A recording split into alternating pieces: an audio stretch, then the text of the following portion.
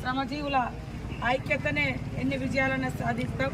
ఇలా ప్రపంచ కార్మికులందరూ కూడా పోరాటం మూలంగానే ఇలా పని దినాలకు ఒక రోజు, కనీస వేతన చట్టము, ఇవన్నీ కూడా మనం సాధించుకున్నాం.